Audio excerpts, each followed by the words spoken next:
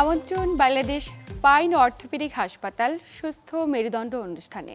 দর্শক, আপনাদের সাথে আছি আমি ডাক্তার অর্থি জোখরিফ। বয়সের সাথে সাথে মানুষের শরীরের নানা অঙ্গ প্রত্যঙ্গে বিভিন্ন ধরনের জটিলতা দেখা যায় এবং তার মাঝে সবচেয়ে সাধারণ এবং অবহেলিত একটি জটিলতা ঘাড়ে ব্যথা, এবং যেটিকে প্রাথমিকভাবে আমরা খুব একটা গুরুত্ব দিই না এবং বেশিরভাগ ক্ষেত্রে বয়স 40 ঊর্ধ্ব ব্যক্তিরা এটিকে বার্ধক্যজনিত কোনো জটিলতা ভেবে একদমই গুরুত্ব দিতে চান না।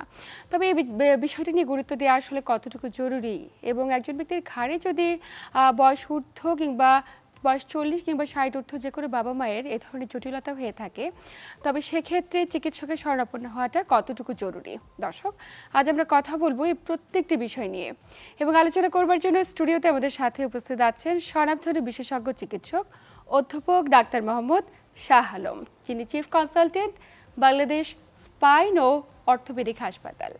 স্যার, স্বাগত আমাদের আজকের আয়োজনে। আপনাদেরকেও স্বাগতম।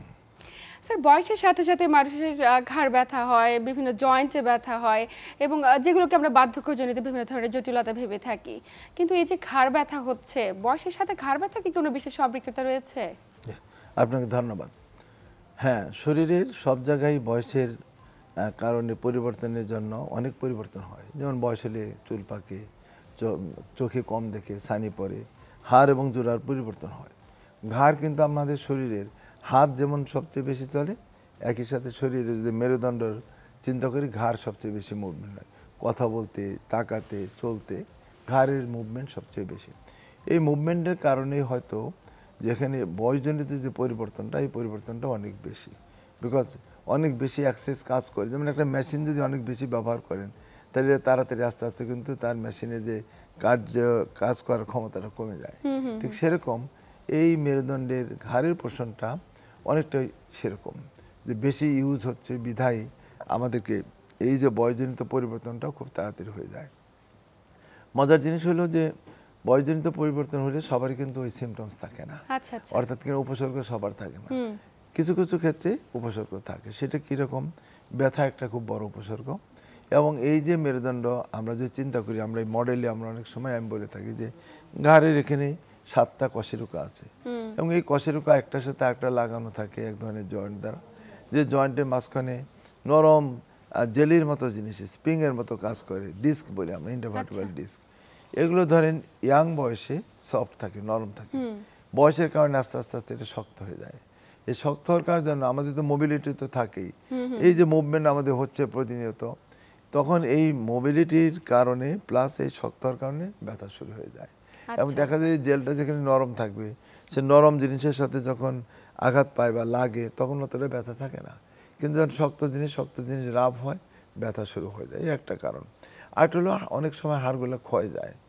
আবার দেখা যায় যে এই যে বয়সের কারণে জন্য মাসেলগুলো যত স্ট্রং থাকে, একটা বয়সের পরে মাসেলগুলো একটু দুর্বল হয়, শক্তিটা কম।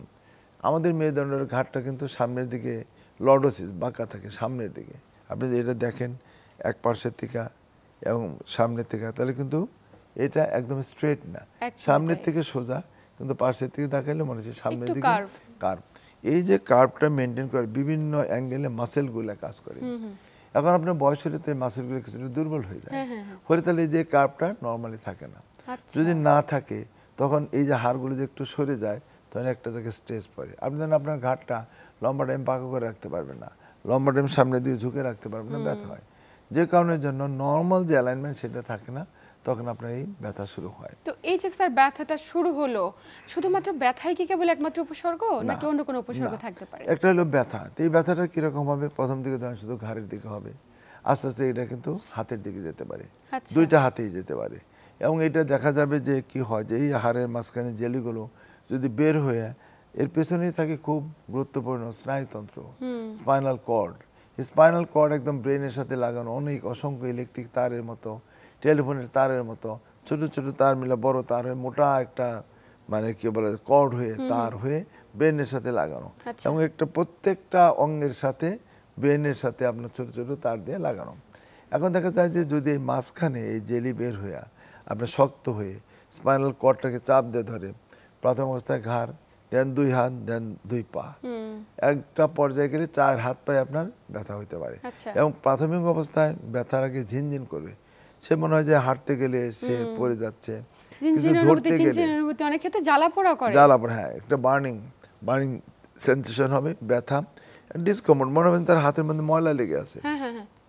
পায়ের মধ্যে মনে হয় যেন ময়লা লেগে আছে, এবং সে জুতা পরতে যাবে, মনে হয় জুতাটা সঠিকভাবে পরতে পারতেছে না, মানে হাতটা feeling-less কিছু হয়ে যায় ধরে অনেক ক্ষেত্রে। কিছু ধরতে গেলে মানে ঠিক মতো ধরতে পারতেছে না, কোনো ফাইন কাজ করতে গেলে তার হাতটা কাঁপবে। আচ্ছা। এবং একটা পর্যায়ে যেটা হয় যে অনেক সময় তার শরীর হাত পায়ের শক্তি কমে যাওয়া, অনুভূতি কমে যাওয়া, এবং এক পর্যায়ে প্রস্রাব পায়খানাও বন্ধ হয়ে যেতে পারে, যেটাকে আমরা আচ্ছা। বলি প্যারালাইসিস প্লাস প্রস্রাব পায়খানা বন্ধ হয়ে যাওয়া। তার মানে ভয়ঙ্কর তথ্য, ভয়ঙ্কর শুধুমাত্র তথ্য। ঘাড়ের একটি জটিলতার কারণে পুরো শরীরের অঙ্গ-প্রত্যঙ্গ ক্ষতিগ্রস্ত হচ্ছে। হতে পারে যে, এবং এটার কিন্তু ধর আস্তে আস্তে হয়।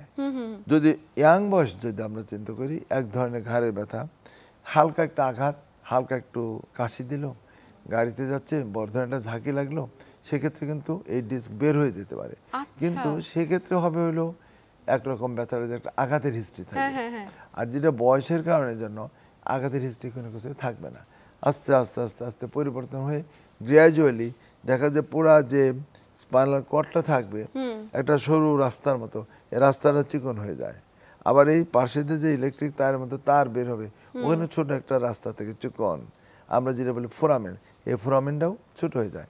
আমরা যদি ছবিতে দেখি যেমন এর একটা তার, এটা হলো আমরা বলি নার্ভ, এই নার্ভটা যে এখান থেকে বের হয়ে আসে, এই ছিদ্রগুলো ওই ডিস্কগুলো হাইট কমে যাওয়ার কারণের জন্য হাড়গুলো অনেক সময় চেঞ্জ হয়ে যায়, এক্সট্রা হাড় গজায়, তখন এটা যে বের হওয়ার যে রাস্তাটা, যে ছিদ্রটা, এটা সরু হয়ে যায়, তখন আপনার ব্যথা শুরু হয়ে যায়। তারপরে নার্ভ যদি কোনোভাবে কম্প্রেশন হয়, রাইট, এবং এইখান থেকে ব্যথাটা শুরু হয়ে এবং যাবে। এখন এই হাতে নার্ভ ব্যথা, পায়ে যন্ত্রণা শুধুমাত্র ঘাড়ের এই নার্ভ কম্প্রেশনের কারণে। যেমন এই একটা যে নার্ভ, এই একটা নার্ভ কিন্তু একটা না, অসংখ্য নার্ভ, অনেক, আমরা বলি যে নিওফিব্রিল, এই নার্ভগুলা এগুলো আপনার হইলে চিকন হয়ে বিভিন্ন আকার, আঙুল থেকে শুরু করে চামড়া, বিভিন্ন জায়গায় তার কানেকশন থাকে।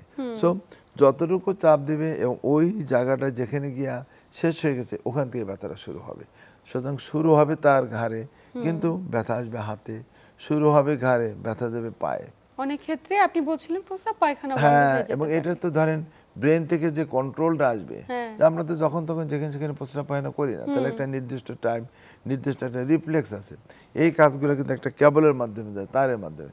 আমার ব্রেনে যখন বলবে যে হ্যাঁ আমি এখন ইউরিন পাস করব, তখন তো হবে, তাহলে এই যে পাস করার যে রাস্তাটা, সেটা যখন ব্লক হয়ে যাবে, তখন সে সেটা করতে পারবে না প্রপারলি। যে কারণের জন্য এটা আমরা অনেক সময় ইগনোর করি, আমরা মনে করি যে একটু ঘাড়ে ব্যথা, অনেক সময় দেখা যায় যে যেমন একটু শোবার কারণে সঠিক মতো হলো না, এটা একটা কারণ যে বয়সের পরিবর্তন হতে পারে, হলেই তো সবার ব্যথা হয় না, তাহলে কেন হয়? যেমন আমরা যদি অভ্যাসের কথা চিন্তা করি, যারা শক্ত বালিশ ব্যবহার করেন, এটা একটা কারণ, উঁচু বালিশ ব্যবহার করেন, এটা একটা কারণ, যারা লং টাইম কম্পিউটারে কাজ করেন, খুব ইম্পর্টেন্ট যে লং টাইম কম্পিউটার, সবসময় আমি মাথাটা নিচু করে, মোবাইল এখন ডিজিটাল, সবসময় ফেসবুকিং করতেছি, আমি মাথাটা নিচু করে রাখতেছি, SMS করতেছি, চ্যাটিং করতেছি, খুবই খারাপ, দীর্ঘ সময় একই ভঙ্গিমায় বসে রয়েছে। এখন ধরেন আমি যখন মাথাটা এরকম ভাবে রাখবো, আমার কিন্তু ব্রেনের একটা ওজন আছে, নর্মাল একটা আমাদের ব্রেনের ওজন প্রায় 1.5 কেজি, কিন্তু আমরা কিন্তু ফিল করি না, কারণ ব্রেনটা একটা ভাসমান অবস্থায় থাকে CSF ফ্লুইডের মধ্যে, তখন এটার ওজন কিন্তু মাত্র 50 গ্রাম, 50 গ্রাম, 1.5 কেজি ওজনের জিনিস 50 গ্রাম মনে হচ্ছে। তাহলে এখন যখন আমি এটাকে নর্মালি এরকম বাঁকা করি, তখন কিন্তু এটা ওয়েট আস্তে আস্তে বাড়তে থাকে, আর যে লর্ডোসিস যে আমার থাকবে সেটা চেঞ্জ হয়ে যায়। তাহলে নর্মাল যে স্প্রিং এর কাজ ভালো অবস্থায়, যখন আপনি সামনে যাবো এটা লোড বাড়তে থাকবে, চাপতে থাকবে, এরকম অনেক সময় থাকবো, তখন এই ডিস্কগুলো কিন্তু আস্তে আস্তে বের হইতে থাকে, স্লিপ করে।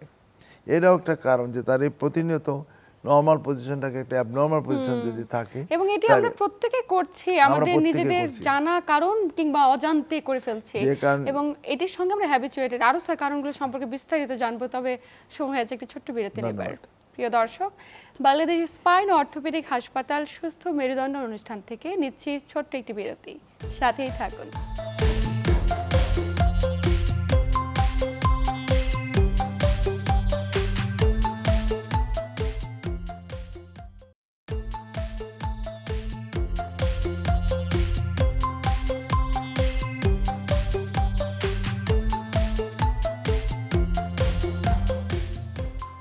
প্রিয় দর্শক, বিরতির পর আবার সবাইকে স্বাগত জানাচ্ছি বাংলাদেশ স্পাইন অর্থোপেডিক হাসপাতাল সুস্থ মেরুদণ্ড অনুষ্ঠানে। আপনাদের সাথে আছি আমি ডাক্তার অর্থি জোখরিফ এবং আমার সাথে আছেন একজন বিশেষজ্ঞ চিকিৎসক। স্যার, বিরতির পর আবার স্বাগত আমাদের আজকের আয়োজনে। ধন্যবাদ। বিরতির আগে কথা বলছিলাম যে বার্ধক্যজনিত কারণে একজন ব্যক্তির ঘাড়ে ব্যথা যে বিশেষ কারণগুলো, তার মাঝে আপনি উল্লেখযোগ্য কিছু কারণ বলছিলেন, এ বিষয়ে আরো বিস্তারিত জানবো। যেটা বয়সের কারণে যে চেঞ্জটা হয় এবং যে কারণের জন্য ব্যথা, এটা কিন্তু আস্তে আস্তে হয় আমরা বলছি। এবং এই ব্যথার জন্য আর বেশি তাড়াতাড়ি হতে পারে, যেমন যারা লং টাইম একই অবস্থায় বসে থাকে, যারা রাস্তায় হাঁটতেছে ঝাঁকি লাগে, রাস্তাঘাটে যখন গাড়িতে যাবে যখন বেশি ঝাঁকি লাগে, যারা হুন্ডা চালায় বা তারা যা এমন কিছু কাজ করে, যেমন ধরেন অনেক সময় ড্রিলিং, এই যে জার্কি মুভমেন্ট, এগুলোকে পটেনশিয়েট করে, মানে এই চেঞ্জটাকে আরও তাড়াতাড়ি এটা আপনাকে চেঞ্জ করে দেবে। প্লাস আমাদের কিছু হ্যাবিট আছে, যেমন যারা স্মোক করে তাদের কিন্তু এই ডিসগুলোকে ডিজেনারেটেড বেশি হয়ে যায়। যারা অ্যালকোহল খান, মদ্যপান খান, তাদের কিন্তু এই বয়সজনিত পরিবর্তনটা বেশি হয়। খাবারের মধ্যে জেনারেল ফাস্টফুড খান, ইয়াং থেকে শুরু করে বয়স্ক লোকরা যারা ফাস্টফুড বেশি খাবেন, প্রোটিন জাতীয় খাবার যারা বেশি খাবেন, তাদের কিন্তু এই চেঞ্জটা বেশি হবে। আচ্ছা, দেখা যাবে যেনারা মাংস জাতীয় খাবার বেশি খান, মাছ কম খান, তাদের কিন্তু বেশি হয়। সবজি অনেকে খেতেই চায় না, ইয়াংরা খেতে চায় না। যাদের ফ্রুটস খাওয়ার অভ্যাস নাই বললেই চলে, দুধ খায় না, তাদের কিন্তু এই চেঞ্জগুলো বেশি। ক্ষয় রোগ থেকে শুরু করে ডিজেনারেটিভ চেঞ্জ অনেক বেশি হবে, তাদের এই কষ্টটা বেশি। সাথেও ঘাড়ে ব্যথার একটি বিশেষ সম্পৃক্ততা রয়েছে। স্যার, এই যে সমস্যাগুলো নিয়ে যখন আপনাদের শরণাপন্ন হয় ষাটঊর্ধ্ব একজন বাবা, তীব্র ঘাড়ে ব্যথা, এটার কারণে মুভ করতে পারছে না, নরমাল অ্যাক্টিভিটিস করতে পারছে না, শনাক্তকরণ করেন কি করে? শনাক্ত হলে একটা তো ধরেন একটা হিস্ট্রি আমরা নিলাম, এরপর একটা এক্সরে করলে অনেক কিছু পাওয়া যায়। আমরা একটা এক্সরে করি, দেন অনেক সময় আমরা সিটি স্ক্যান, এমআরআই, এই 2-3টা জিনিস আমাদের খুব ইম্পর্টেন্ট রয়েছে। এবং এই 2-3টা জিনিস দেখেই আমরা ডিসিশন নিই যে এই রোগীটাকে কি আমরা ওষুধের দ্বারা সুস্থ করতে পারবো না অপারেশন লাগবো। আচ্ছা, চিকিৎসার ক্ষেত্রে যদি বলেন, মজার জিনিস হলেও শতকরা 80-90 ভাগ কোনো অপারেশন লাগে না। আচ্ছা, আচ্ছা, অনলি 5%, 10% বা 15% লোকের আপনার হলো চিকিৎসা যেটা সার্জারি করতে হয়। তখন এক সময় আমরা খুব ভয় পেতাম, মানুষ খুব ভয় পেত, ঘাড়ে অপারেশন, সামনে দিয়ে কত কিছু, শ্বাসনালী, খাদ্যনালী, এখন অনেকে ভয় পায়, চিকিৎসকের কাছে যেতে চায় না। কিন্তু এখন মজার জিনিস হলো কি যে এখন সার্জারি এত ইজি হয়ে গেছে, এবং সার্জারি করলে ধরেন আজকে অপারেশন করলাম, কালকে এই রুগী হাঁটে, এবং তার সিমটমস থাকে না, এই ঝিনঝিনের ভাব, অবশ বার্নিং, জ্বালা পোড়া, হাঁটার যে ইমব্যালেন্স, সব কারেকশন হয়ে যায়। মানে এত কম সময় কিভাবে হাসপাতাল থেকে যেতে পারে? এটা কি ছিদ্র করে অপারেশন? আমরা ধরেন এমনিও ঘাড়ের অপারেশন খুব ছোট করে করা হয়, কাটতে হয়, আর আমরা তো সব করি মেশিন দ্বারা। যেমন আমাদের স্পাইন অ্যান্ড অর্থোপেডিক হাসপাতাল, এখানে তো আমরা সবই ম্যাক্সিমামই মেশিন দ্বারা এগুলো করা হয়। তাতে সুবিধা হলো যে 3 দিন পরে আমরা রুগী ছুটি দিয়ে দিই, 2-3 দিন পরে রুগী তার বাড়িতে চলে যাচ্ছে, রুগী হেঁটে হেঁটে চলে যায়। তো এখন এই সার্জারিগুলো ধরেন আমাদের দেশে একসময় খুব মানে ভয়াবহ, খুব ভয় ছিল, এখন আর সেই ভয়ের খুব কম সময়ের মাঝে একজন রোগী সুস্থ হয়ে যেতে পারে, স্বাভাবিক লাইফ লিড করতে পারে। এমনকি কোনো রোগী রয়েছে যারা আপনি অপারেশন করেছেন এবং সুস্থভাবে জীবনযাপন করছে, আমরা সেটা এক্সাম্পল দেখতে পারি? হ্যাঁ, আমরা দেখতে পাই, যদি আমরা ইচ্ছা করি, যদি আমরা একটা ভিডিও দেখতে চাই তাহলে আমরা দেখতে পারবো। যদি যেমন আমরা এক্সরে করি, দেন সিটি স্ক্যান করি, কেন করি, কিভাবে করি, আমরা যদি চেষ্টা করি দেখতে পারবো, দেখে আমরা ভিডিওটা দেখতে পারি। যেমন এই পেশেন্ট আপনি দেখেন যে আমরা উপর থেকে যদি চিন্তা করি, আমরা 5 এবং 6 ভার্টিব্রা আমরা গুনি, এগুলো দেখেন যে একটার সাথে একটা মনে হয় লেগে গেছে নিচের দিকে, যেগুলো হাড়গুলো একটু ফাঁকা থাকার কথা, ফাঁকা নাই, একটার সাথে একটা মিশে গেছে। আমরা বলছিলাম যে এক্সট্রা হাড়, এবং 2টা হাড়ের মাঝখানে ফাঁকা চেপে যায়, এটা বুঝতে পারবো। পরের স্লাইডটা যদি আমরা যাই, পরের স্লাইডে আমাদের সিটি স্ক্যান আছে, সিটি স্ক্যান করলে পরে একটু ভালো বোঝা যায়। আমাদেরকে পরের স্লাইডটা দেখাতে পারেন কিনা, এটা আমরা এমআরআই, ঠিক আছে, এমআরআই যদি আমরা দেখেন একদম উপরে দেখেন লাল রঙের যে অ্যারো দেওয়া, এই যে স্পাইনাল কর্ড আমরা বলছিলাম যে ব্রেন থেকে নেমে আসে, ওই পার্টিকুলার জায়গায় দেখেন একদম চেপে ধরে আছে। আমরা মাঝখানটা যদি দেখি নিচে ডান দিকে দেখেন মোটা রগ, যে স্পাইনাল মনে একদম ছিঁড়ে চিকন হয়ে গেছে, কারণ কি ওই যে উপরের থেকে যে স্নায়ুতন্ত্র ব্রেন থেকে আসবে চেপে ধরে আছে। এটাকে আপনি যতই আমরা ওষুধ দেই, যত ব্যায়াম থেরাপি করি, মানে কোনোভাবে এটাকে মানে রিকভারি সম্ভব না। আমি যে পরের স্লাইডটা যাই যে আমরা কি করছি, দেখেন এইটা আমরা সিটি স্ক্যান, ওই যে দেখেন উপরে লাল হাড্ডিটা সরে গিয়ে একটা এক্সট্রা হাড় আপনার তৈরি হয়ে ওই মোটা জায়গাটা যেটা ক্যানাল বলি, এটা ছোট হয়ে গেছে। যদি আমরা পরের স্লাইডে যাই যে আমরা কি সার্জারি করেছি, দেখেন প্রথম যে এক্সরে দুটো আর পরেরটা দেখেন যে আমরা সার্জারি করে ওই পার্টিকুলার জায়গা যেখানে চেপে গেছিল, হাড় বেড়ে গেছিল, ওগুলোকে সরিয়ে দিয়ে আমরা একটা স্পেসার বলি, স্ট্যান্ড অ্যালোন কেস, এটা একটা দামি মেটাল আমরা দিয়ে আমরা এটা ফিক্স করে দিলাম। এরপরের স্লাইডে যদি যাই তাহলে আমরা বুঝতে পারবো যে পেশেন্টের উন্নতি অবনতি। তাই প্রথম স্লাইডটা দেখেন আপনি, ওইটা ভিডিওটা রান করান, এটা দেখেন ওনার হাঁটাটা একটু দেখবেন যে উনি হাঁটতেছেন কিন্তু মনে হচ্ছে যেন টিম ব্যালেন্স একটু পড়ে যাবে। মাঝখানের স্লাইডটা দিয়ে আমরা একটু বুঝতে পারি যে কতটুকু চাপ। এই ইমব্যালেন্স কি শুধুমাত্র ঘাড়ে ব্যথা থেকে ঘাড়ে আসছে ব্যথা, ওনার? এবং দেখেন এই যে এটা একটা খুবই ইম্পর্টেন্ট যে ওই একটা আঙ্গুলে আমরা টোকা মারলে সবগুলো আঙ্গুল মনে হয় এটা ছোট হয়ে যায়। আরেকবার একটু দেখান তাহলে আমরা বুঝতে পারবো। মাঝের ভিডিওটা দেখেন, দেখেন যে দিলে দেন অন্য আঙ্গুলগুলা মনে হাত মুট করে ফেলে। হ্যাঁ, এটার অর্থ হলো যে ঘাড়ের মধ্যে অনেক চাপ, অনেক, হ্যাঁ একদম ইলেকট্রিক শকের মতো। ফাইনাল যদি আমরা 3 নাম্বার ভিডিওটা আমরা রান করি, দেখবেন যে উনি যখন হাঁটবেন তখন এখন তার আর ওই যে মানে ইমব্যালেন্সটা সেটা ব্যালেন্স হইতে উনি হেঁটে আসতেছেন। এটা হলো বড় সুবিধা। এবং এই রোগীগুলো যে আপনার ধরেন হাঁটতে চলতে তার যে একটা ভয় থাকে, অপারেশন করার পর ইমিডিয়েটলি মানে ধরেন আপনাকে গলার মধ্যে চাপ দিয়ে ধরছে, আপনি শ্বাস নিতে পারতেছেন না, হাতটা সরিয়ে নিলেই আপনি খুব আরাম। ঠিক এই অপারেশন একদম রিকভারি খুব স্মুথ রিকভারি। তখন এই জিনিস কিন্তু একসময় আমরা চিন্তা করতে পারতাম না। আর এগুলো এই যে যেগুলো দেখলেন যে আমি কোন জায়গাটায় যাব, আগে আমাদের অনেক কাটাকাটি করতে হতো, এখন কিন্তু আমাদের কাটাকাটি খুবই কম। মানে আমরা যদি একটা সিটি স্ক্যান অথবা আপনি যেমন দেখাচ্ছিলেন এমআরআই অথবা একটা এক্সরে, এটার মাধ্যমে আমরা সুনির্দিষ্টকরণ করে ফেলতে পারি যে পার্টিকুলার কোন জায়গাটিতে সমস্যা, এবং আপনি ঠিক ওই জায়গাটিতে ছিদ্র করে অপারেশন করে আমরা ওই জায়গায় ছিদ্র করে আপনি দেখছেন যে স্পেসারটা, এবং ধরেন এখানে আমরা এমন ভাবে যে ছিদ্রটা করব কোনো দাগও থাকে না। একটা সময় পর আপনি বুঝতে পারবেন না যে কোন জায়গায় খুঁজতে হয় যে এখানে আমরা অপারেশন করছি। এটা একটা চমৎকার অপারেশন, এবং আমাদের দেশে সেটি হচ্ছে, হয়তো আমরা অনেকেই সেটি জানি না। স্যার, অপারেশন পরবর্তী পার্শ্ব প্রতিক্রিয়া হবার কি কোনো শঙ্কা রয়েছে? ইউজুয়ালি ধরেন যেটা ভয় থাকে যদি সঠিকভাবে, যেমন একটা হলো আমি যে লেভেলটা সার্জারি করার কথা ওইটা অনেক সময় মিস করে, তাদের কাছে স্বয়ংক্রিয় যন্ত্রপাতি নাই, তাহলে তারা মিস করতে পারবে। যিনি জানেন না যে আসলে আমি কোন অ্যাপ্রোচে কীভাবে করব, মানে সার্জারিটা যদি আপনি কেউ সঠিকভাবে না করতে পারে তাহলে তো প্রবলেম হইতে পারে। অপারেশনের সময় অনেক সময় হয় যে ধরনের দেহ সে প্যারালাইসিস হয়ে যেতে পারে, হাতটা একটু অবশ হয়ে যেতে পারে, পা একটু অবশ হতে পারে।